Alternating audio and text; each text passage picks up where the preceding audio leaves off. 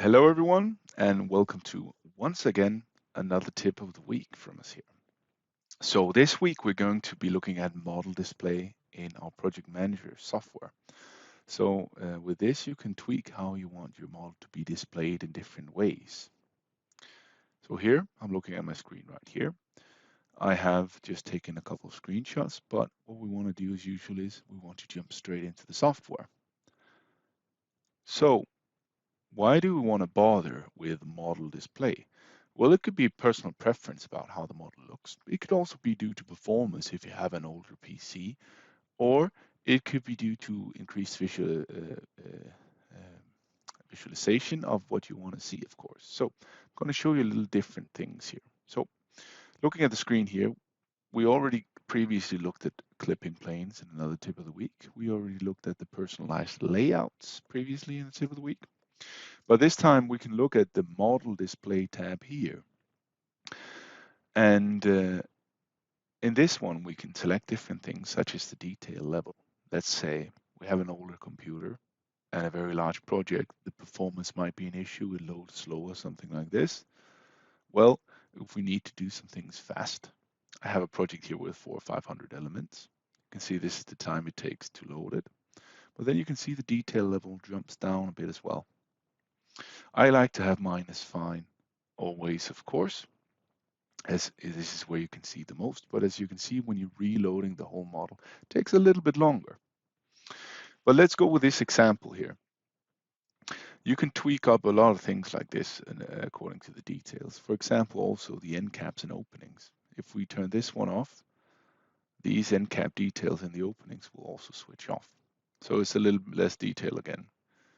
Do we want to see edges or not? This is more about a visual preference in this case here. Do you want to see shadows, realistic shadows, no shadows, planar shadows? Should we project it in a perspective so it's realistic? Do you want to do it orthographic so it's easier to see maybe? And do we want to make the elements transparent so we can see through what we're doing? In my case, I found the sweet spot for me to always be here with edges, full detail.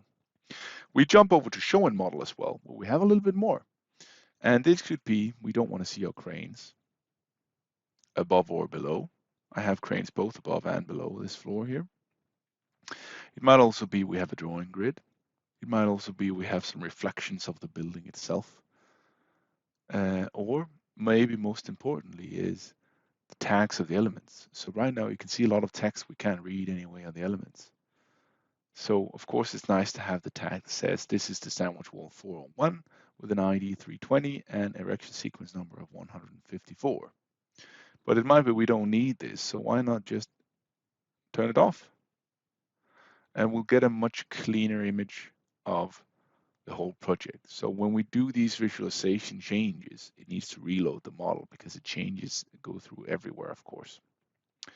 But again, it depends on what exactly do you need as a project manager or as a drafter or as a production planner or what you're using Impact Project Manager for.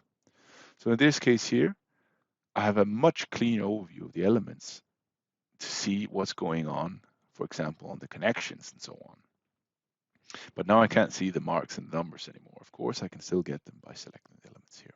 So that's it for me for this tip of the week. I hope you guys found it useful. And, go home, try out the buttons, see what you can get to. Get a preferred setting just like I have.